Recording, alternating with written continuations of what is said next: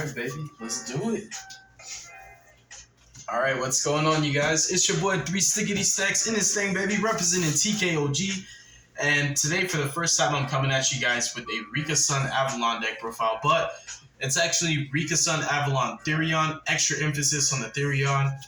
I'm going to be showcasing you guys a list that I've been messing around with playtesting. And there are some recent inclusions that just were cards that came up where I was like, dang, I really wish I had these. Because there's a couple games that I lost where I thought, but I really contemplated over it. And I was like, was there anything I could have done better? I'm like, dang, if I was playing these certain cards that I neglected to play at first because I wanted to keep it more pure and closer to 40, I definitely would have won those games. So some of the card choices that you're gonna see that I made were actually just based off the experiences I've had with the deck, and I feel like they're just gonna come up a lot because it was against Tier and Runic. And I'm like, bro, I'm going to see these decks everywhere. So the fact that it's coming up in those matchups is it has to be main decked. I can't side certain cards. So yeah, you guys, I'm going to get into the list. If you guys haven't done so already, definitely consider subscribing to the channel. If you are subbed, click the notification bell. You're not going to miss a single upload. Make sure that you, if you liked the video, leave a like. And if you didn't, leave a dislike. I definitely appreciate all of the support that you guys give me. And I will be doing better to make sure that I upload more frequently. I have just been so invested in my music career as of late that I just really have not been consistent with the Yu-Gi-Oh content. I juggle a lot of different talents, and there's just so many facets of my life that it's hard to focus on all of them at once. So sometimes I take a break from one to do another.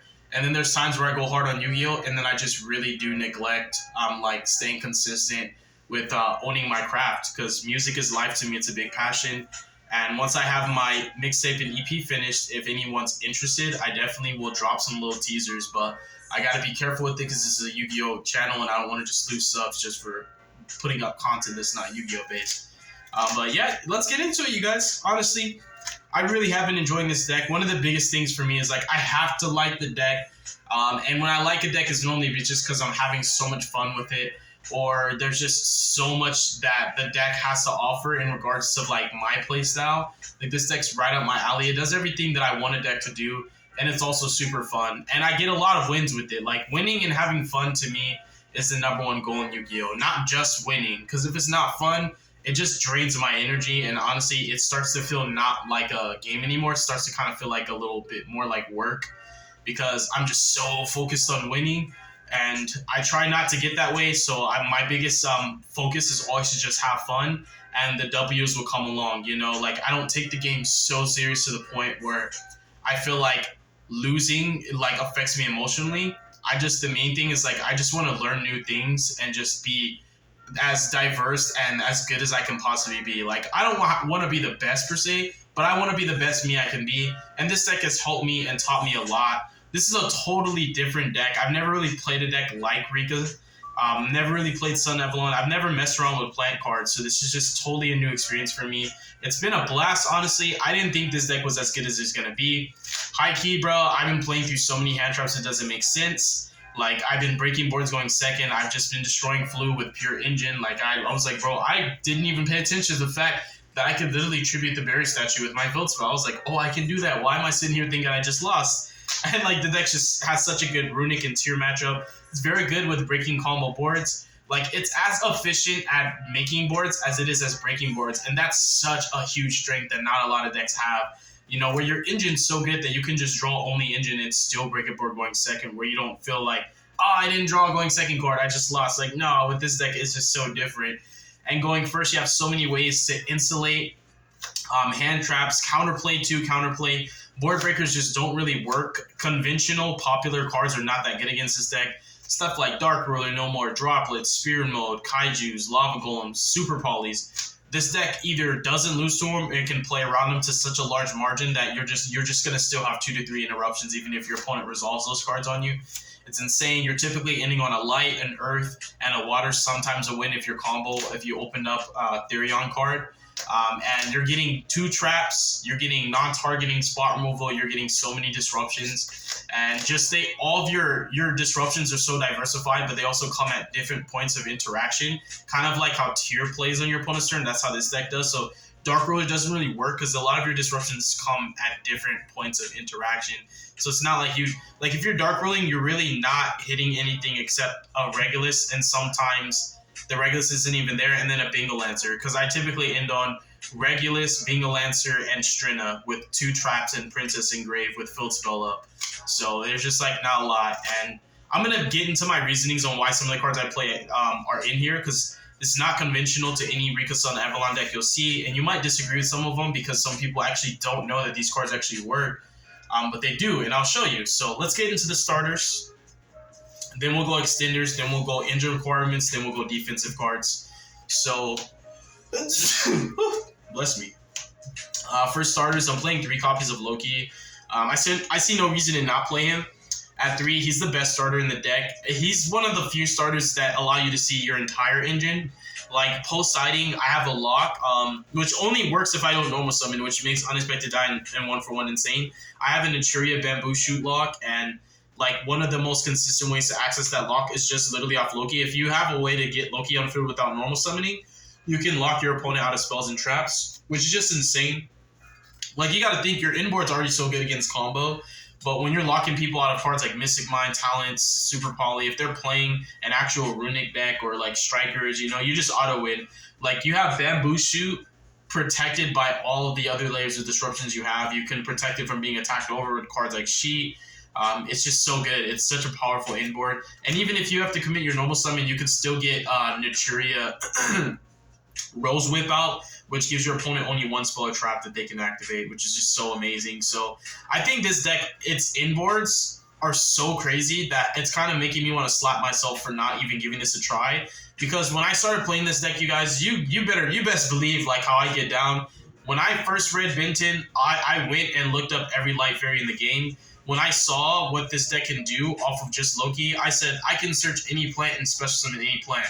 So I literally typed effect, plant monster in Dueling Book and press search, and I searched through every plant in the entire game. And then I found a nice little lock that I can get off the Naturia cards. I found a Cactus Bouncer. I didn't even know Cactus Bouncer was a card. I found all these really nice cards that I didn't see people playing. I was like, bro, this is the power of research. So this post-sighting is better than it. Like, game 2 and 3, Loki's better than it is game 1. Because, like, there's locks that I get that are predicated to matchups that are just auto wins, like blowouts. So your plant engine really offers you, like, the best inboards, like, in the game sometimes. Like, even comparatively speaking, other decks are doing the same thing with different cards, but this deck does the same thing too, just with different cards. So it's not like your inboards are trash or even not as good. Your inboards are sometimes better than Sprite's inboards. Your inboards are sometimes better than Tears. Tears might get a counter trap to stop cards like Dark Ruler and Droplets, but this deck doesn't care about those in the first place. So there's a lot of debatable reasonings on why that I believe this deck is good and why other RIKKA players believe this deck is good. But this card is non-negotiable. I'm also on 3 copies of Con. So something that came up that I didn't pay attention to was that, like, the effect that allows you to tribute your opponent's sponsors for your RIKKA cards, that is not once per turn. Had I known that, there would have been some easier times I had going second, because I was like, oh, I might as well just search a sheet. Like, I didn't know that, like, Con could tribute again, or I would have just searched Con off Mudon instead of sheet. But yeah, if you guys didn't know, if you, can resolve multiple Con, like, if you could just activate multiple, you can tribute more than once. Of course, you cannot set a spell and trap every time. Like, you can't just do that multiple times a turn. That is a once per turn, but the soft ones per copy is the tributing, which is actually insane. So it just helps you really. Where it shines the most is in the tier limit matchup. And 3 copies of Glamour. Glamour is cracked. So beautifully enough, if you're tributing a monster with Glamour, you're able to search Loki. So your RIKKA cards are still Loki starters, which are insane. So you really have a lot of ways to access Loki. You have essentially 7, 10, 13 1-card combos that get you, like, to the full access of your engine.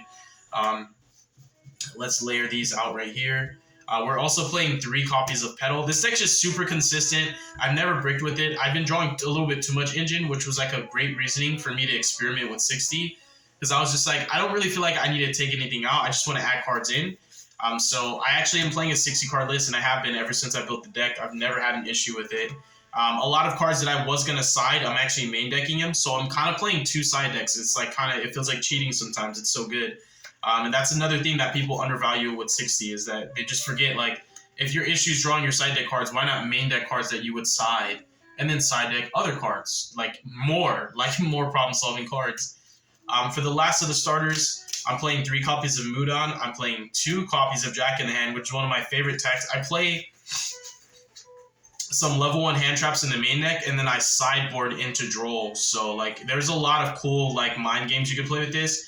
Something I was doing with Jack in the Hand was revealing Sunvine Maiden, or I was searching this off of Glamour, because it was a card that could stop Imperm on Dryas. There's, like, no other way to stop Imperm on Dryas right now with my engine.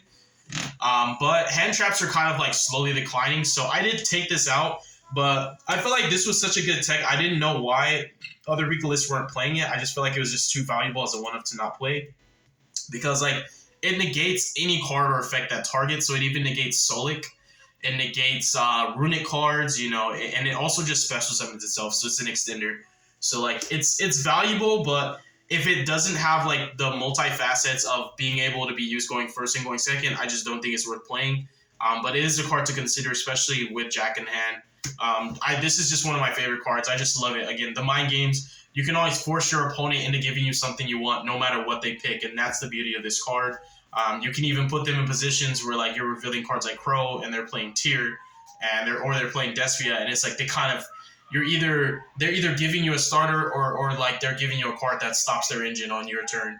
And this deck does some similar things to Tyr, where, like, its engine progresses more on your opponent's turn, and so that's what I meant by, like, the disruptions are timed at so many different points of interaction. You can really build the rest of your board. Like, you can build, like, half your board now and build the rest of it on your opponent's turn. And then for the rest of the starters, just 1 low fire, 1 terraforming, 1 Optimus Prime. You're playing, like, I think it's 22 starters, if I'm not mistaken. Like, 1/3 of your deck is starters, and even your extenders can just get you there. Like, I've had random hands where, like, I nibbed my opponent, and then I dropped the Loki, and then, like, Loki got stopped, and I just had 1 random extender, and then I just made Jasmine and tributed my nib. Like, I've gotten into the habit of summoning cards like Nib and Gamma in columns 1, 3, and 5. So, like, if I get hand trap, I can just randomly make 2 plants into a Jasmine and just tribute that hand trap like Nib or Gamma, and just, like, still pseudo combo, which is just really, really good. So that's all the starters. One of the cool things that, like, has came up, because people at my locals actually do play hand traps, but, like, at more high level events, I think I'm gonna see them less. It's like, I've got hit on pedal and just resolved Mudon, and then there's been times that I've got hit on pedal and Mudon, but I already had Con. So, like, the consistency that this deck has, it definitely gives it an edge in the terms of playing through disruptions, because, like, a lot of the cards that can be hand trapped are simply cards that get you access to other cards, but it's like 3-ofs that are searchable by 3-ofs that are already 3-ofs themselves. Like, you gotta think, it's like you have, like, 3 Con, 3 Glamour, right? And these get you access to Princess and other cards like that. But you also have, like, the 3 Mudon and the 3 Petal and the Terraforming. So it's like these cards can get hand trapped and you'll still already, like, have it. And sometimes your opponent hand traps this because they fear the Con. Con puts the fear of God in people. Like, the trap is just too good. The trap itself just ends turns. Even though, like, against Sprite, you can just resolve sheet and you just win. Like, you won't even have to use half of the negate you had. And then, yeah, I am getting a little sick, runny nose and everything. So sorry, you guys. I am going to be doing that a little bit in the video. And for extenders, this is my favorite extender right now. I've heard so many bad things about the THERION cards. People say they just don't work. I just feel like people just don't know how to use them. People are always trying to, like, resolve Con and then, like, summon, like, Regulus.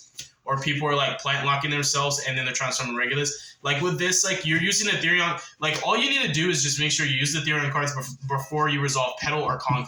Those are the only cards that completely lock you into plants.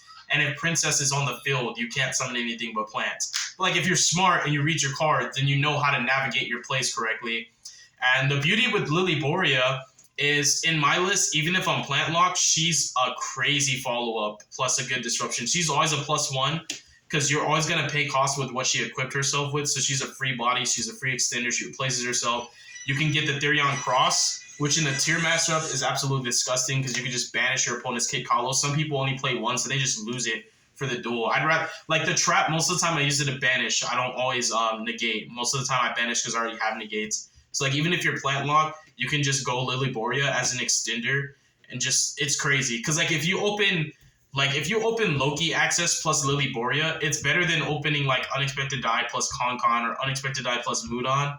Like, Unexpected Die plus Lily Borea is the best 2-card combo in the deck because you can get into your Dryas combo, and, like, even if you get hand-trapped on Dryas, you can still go Lily Borea, summon herself, use her effect, send the plant for cost, get Therion Disc Coliseum, activate it, and link her and that plant into Jasmine, and then just summon the Therion you searched off Disc Coliseum, and then use Jasmine to tribute that and still combo. Like, the Therions will literally let me, like, full combo sometimes. And then I think back to, like, me researching and looking at, like, lists, and I'm like, why don't they play the Therion cards? And then I saw, like, duels, and I'm like, people are, like, mentioning in comments or mentioning in videos, like, oh yeah, they're bad because you can never summon the Regulus, you're always plant locked.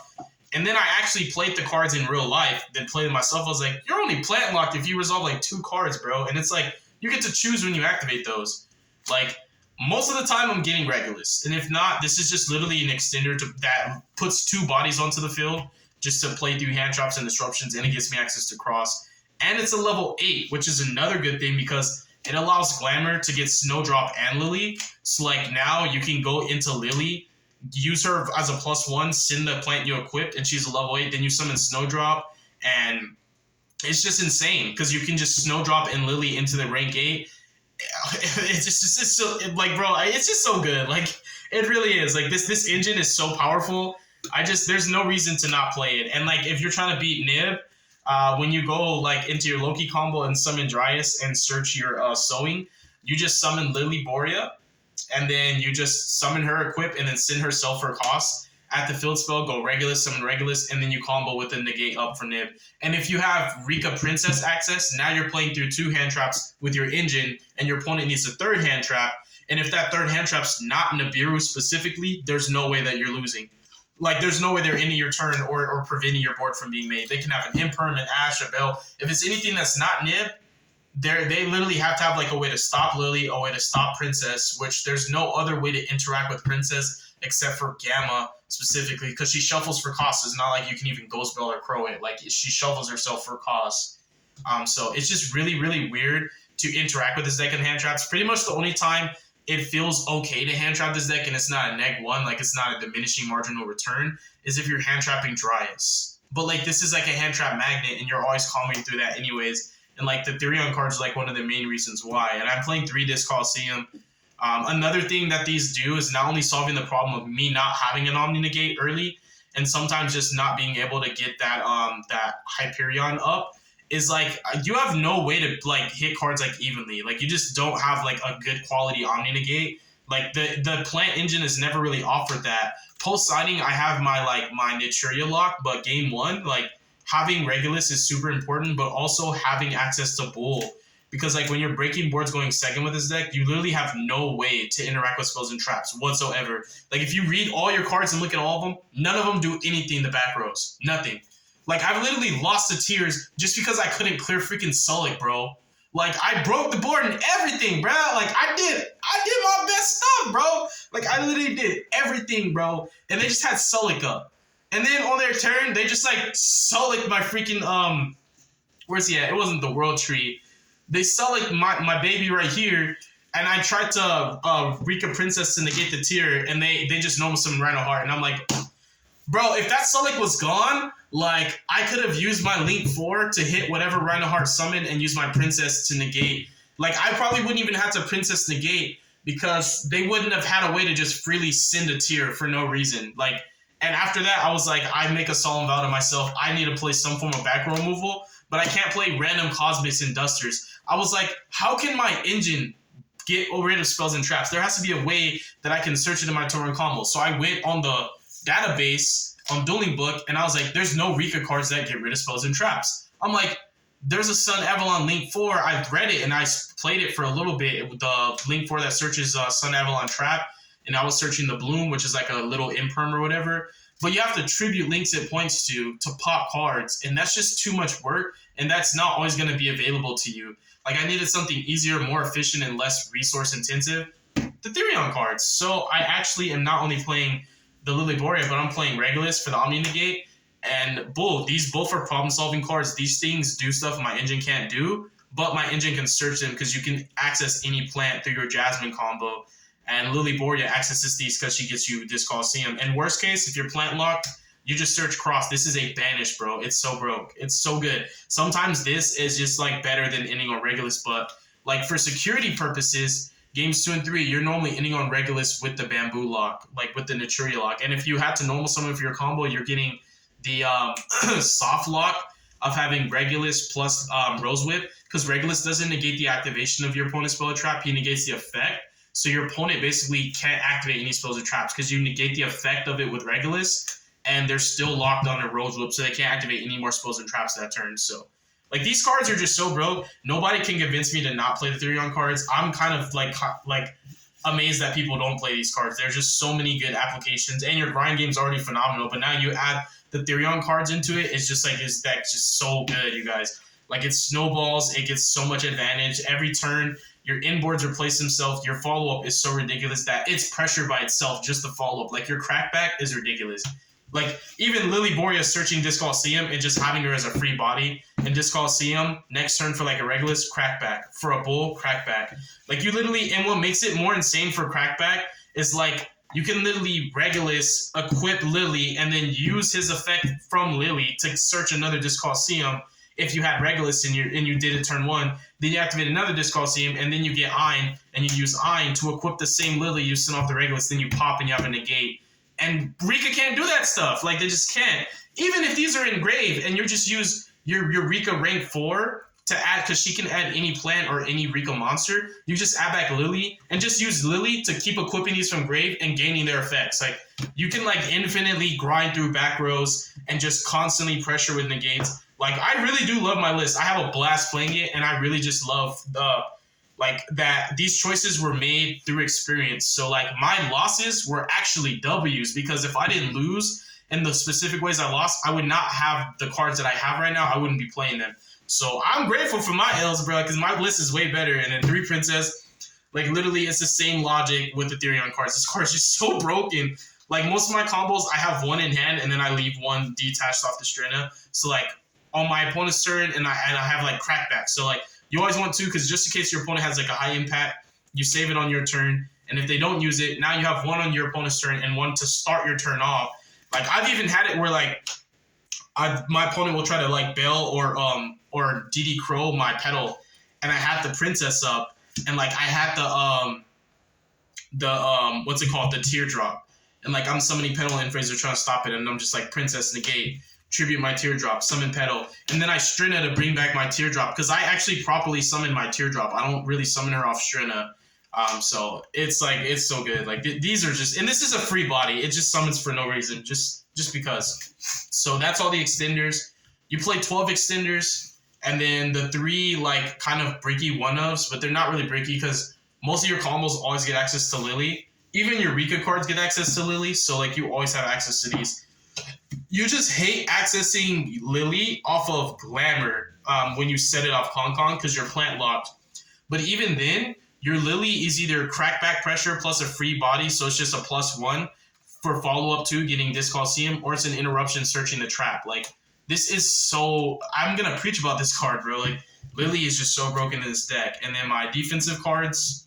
Oh, yeah, the last of the engine requirements are literally just the 1 sewing, the 1 twin, and the 1 cheat. There's no logic behind playing more than... For me, there's no justifiable logic for playing more than 1 sewing. The only time this is going to be good is if somebody ashes Dryish, but that means they're a bad player, because you can literally just hold your ash for the sewing, and it's better than ashing Dryish and getting punished by sewing. But other than that, like, so that's only going to come up if they're bad, but if they're good, they're just going to ash this. And then it's like, what's the point of having multiples? It doesn't do anything. It's the worst extender you could activate. And if this gets impermed, what is this going to do? So I just feel like just 1 is good. I hate drawing twin, but I'm playing 60. For hand traps, I actually play hand traps. I actually think they're good. I know some people don't, but I do. And especially when you're playing a deck like this that it's mid-range, but I can combo if I want to. I just don't have to. Sometimes I'll just in on Strena with the trap and hand traps and I'll still win. Or I'll just go Ooga Booga, like just full combo, biggest, baddest board I can make, and I just don't care. It just depends on what mood I'm in and what matchup. Let me press play. That stopped playing.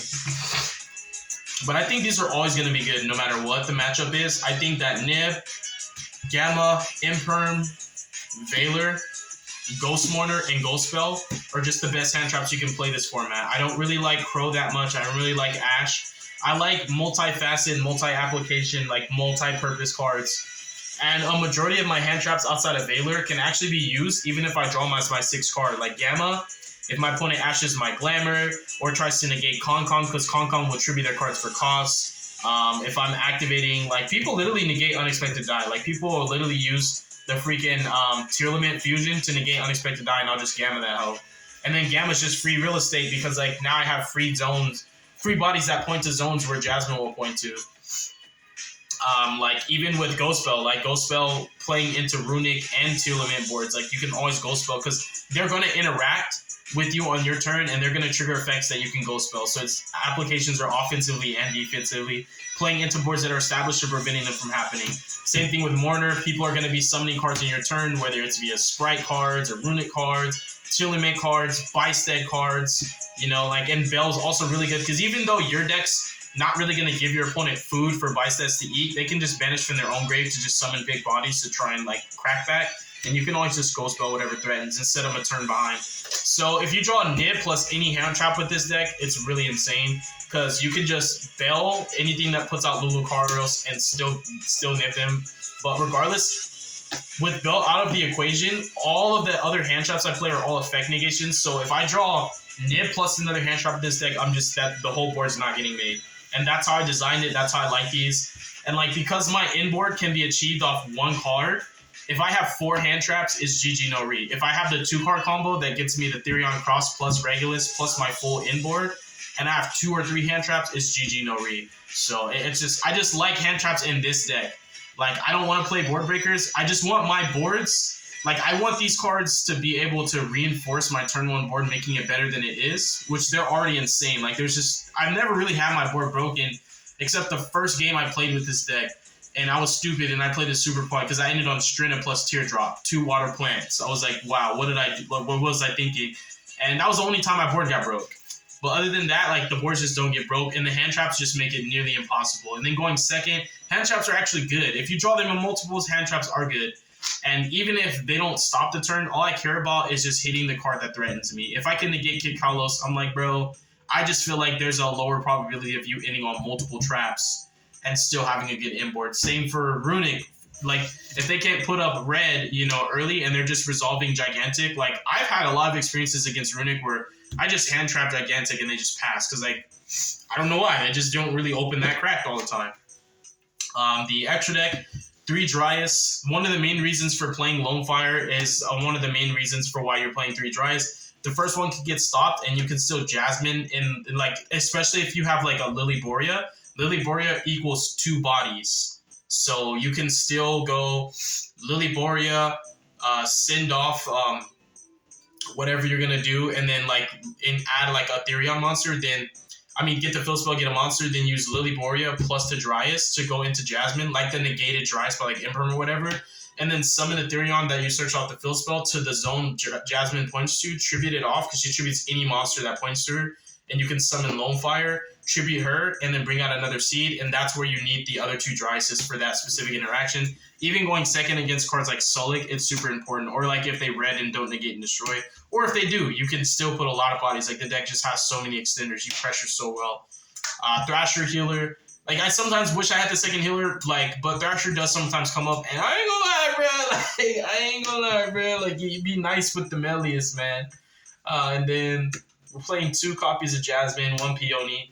These cards are insane. Like, you have so many ways to, like, magnet hand traps before these even hit the board. And sometimes people will say their hand traps for these. And it's like, it doesn't matter where you save your hand traps for. I'm resolving powerful effects regardless. There's just too many must negates and not enough negates for what this deck can put up. Being a Lancer, I really like the Sun Avalon Link 4 more, but it requires a brick. And also to get the most, like, mileage out of it, like, you have to be able to put more links under him and, like, pop cards. And this is just less work. It's more efficient to summon, but not saying it's better. I feel like this is very redundant to end on because you already have so much spot removal with the Therion Cross, with the field spell tributing your opponent's monsters for cost. You have cards like Sheet. You have Princess. I mean, the RIKKA Queen being able to clear stuff. I just feel like it's redundant to have that much spot removal, but it's good against, like, decks like Sprite and, like, Dragon Link. Like, keeping the bodies off field is better than negating cards, but like it just feels like having that trap that's like a negate. But the trap also is insane because I can get my Link 4 up to like 7,900 attack, which gets over like even Towers monsters and allows me to like OTK on Crackback easier. And it's can even gain attack from monsters my opponents have that it's pointing to. And it pops cards. So it's like the trap gives me pressure on my Crackback for OTKing. The trap permanently, I mean not permanently, the trap is like a imperm that doesn't target. And then the Link 4 himself can interact with spells and traps, which the deck struggles with. So like I'm very on the fence about him. Like he's easier to summon, it's less work. I don't have to play an extra card in my deck for it.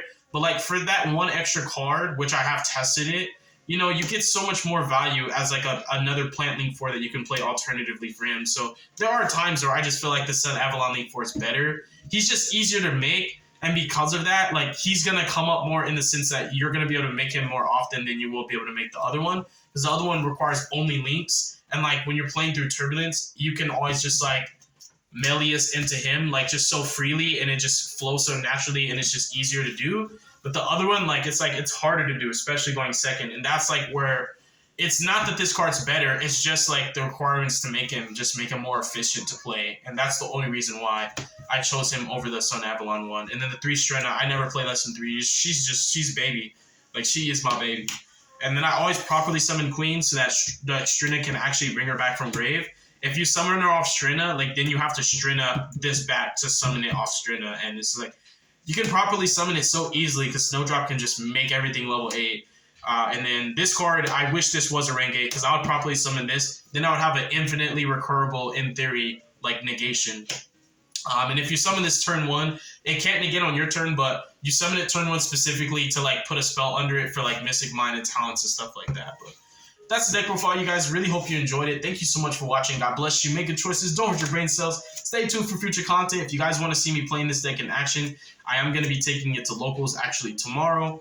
And I'm going to be trying to hunt down the Bicep cards. I'm going to see who's willing to like trade cores for cores. I got some cores that I'm going to get rid of and see if I could get those Bicep cards so I can build my Bicep Dragon Maids and play that deck as well. Because that's another deck that I think is just going to be really, really fun this format. But thank you guys so much again, and deuces as well, baby. Peace.